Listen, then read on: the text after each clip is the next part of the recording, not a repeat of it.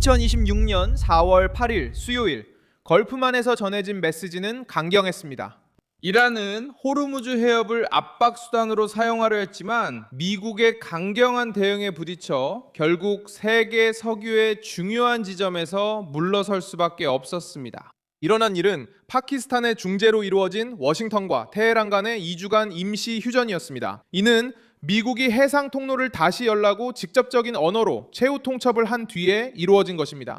이란 정권이 막으려 했던 항로는 군사적, 외교적 압박의 중심이 되었고 이란은 자신이 원했던 대로 이를 유지하지 못했습니다. 이 분쟁의 한가운데 있는 사람들은 누구일까요? 한쪽에는 도널드 트럼프, 펜타곤, 그리고 미국의 군사력가 있습니다. 반대편에는 이란 정권, 그들의 군대, 그리고 해협에 대한 지배력을 유지하려는 시도가 있습니다. 그 사이에 이스라엘, 중재자인 파키스탄, 글로벌 시장이 있습니다. 글로벌 시장은 호르무즈 해협이 평범한 수역이 아니어서 신경질적으로 반응했습니다. 이곳은 에너지 측면에서 지구상에서 가장 민감한 지점 중 하나입니다. 바로 그렇기 때문에 이번 위기가 이렇게 커진 것입니다. 문제는 군사적인 것뿐만 아니라 경제적, 전략적, 정치적인 것이었습니다.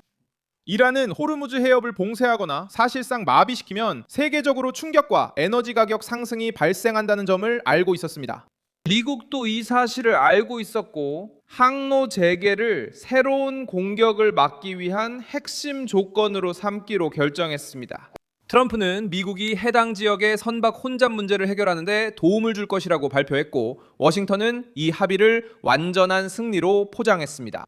실제로 테헤란에 대한 가장 냉정한 해석은 간단합니다. 정권은 완전한 봉쇄를 계속 유지할 힘이 없다는 것, 그리고 더 큰 대가를 치르지 않고서는 불가능하다는 것을 깨달았습니다. 하루 종일 퍼진 보도들은 이러한 최대 압박의 인식을 더욱 강화시켰습니다.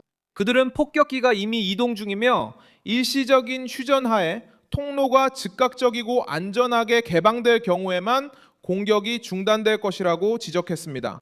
이 중요한 세부 사항은 협상이 어떻게 이루어졌는지를 보여줍니다. 이것은 자발적 평화 제스처가 아니라 실제 위협 속에서 얻은 일시적 중단입니다. 전환 과정은 다음과 같습니다. 먼저 군사적 압박이 있었습니다. 그 다음에는 기한이 주어졌습니다. 이어서 파키스탄의 중재가 등장했습니다. 그리고 나서야 비로소 호르무즈에서의 안전 통과 약속이 나왔습니다. 이란의 저항 이유도 분명합니다. 테헤란은 그 해협을 협상의 도구로 만들고 싶어 했습니다. 공개된 요구사항 중에는 선박 한 척당 200만 달러의 통행료를 부과하겠다는 생각까지 나왔습니다. 이는 분석가들과 각국 정부가 세계 무역의 필수 항로에 대해 일종의 지정학적 통행세를 공식화하려는 시도로 보고 있습니다. 이 지점은 위기의 상징이 되었습니다. 이란은 호르무즈 해협을 지렛대로 삼아 압박에서 벗어나려 했고 미국은 바로 그 논리를 깨트리려 했습니다. 분쟁이 이 수준에 이르자 이 문제는 단순한 지역 전쟁이 아니라 전 세계 유통 통제권을 둘러싼 공개적인 전투로 변했습니다. 하지만 상황은 아직 평온과는 거리가 멉니다. 휴전이 발표된 후에도 몇 시간 동안 공격과 의문이 계속해서 나타났습니다. AP통신과 로이터 통신은 이번 합의가 매우 불안정하며 여전히 해당 지역에서 군사 행동이 있었고 특히 레바논에서는 모든 것이 평화롭지 않다고 보도했습니다.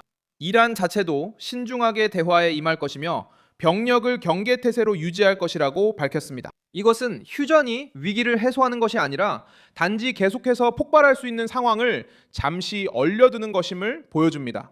충돌은 줄었지만 도화선은 여전히 붙어 있습니다. 실질적인 영향은 이미 전장 밖에서도 측정할 수 있습니다. 머스크와 하팡로이드 같은 해운 대기업들은 해당 지역에서의 운영을 정상화하는 데 여전히 신중한 태도를 보이고 있다고 밝혔습니다. 하팡로이드는 일상으로의 더 광범위한 복귀가 6주에서 8주 정도 걸릴 수 있다고 밝혔고 로이터는 해당 지역에 약 1000척의 선박이 갇혀 있으며 수백만 배럴이 통과를 기다리고 있다고 보도했습니다. 이것이 또 다른 핵심 질문의 답입니다.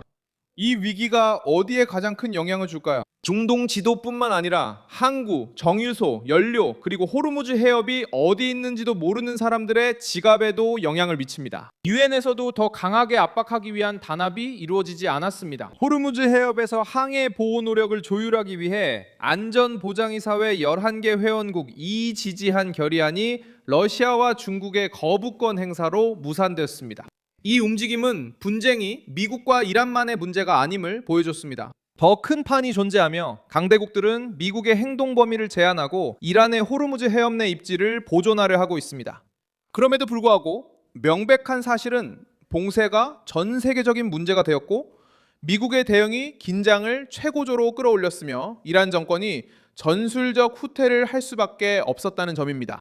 결국 오늘날 우리가 마주한 이야기는 이렇습니다. 이란은 호르무즈 해협을 협박의 무기로 삼으려 했지만 반대편에서는 이란의 행동 여지를 흔드는 압박이 가해졌습니다. 일어난 일은 임시 휴전이었습니다. 이 상황의 주인공은 미국, 이란, 이스라엘 그리고 파키스탄의 중재자들이었습니다. 몇 주간의 전쟁과 점점 커지는 위협 끝에 이루어진 일이었습니다. 어떻게 가능했을까요? 최후 통첩, 새로운 공격의 위험, 위기 외교, 그리고 항해에 대한 압박이 있었습니다. 그리고 이번에는 이란의 그 도박이 큰 타격을 입었습니다.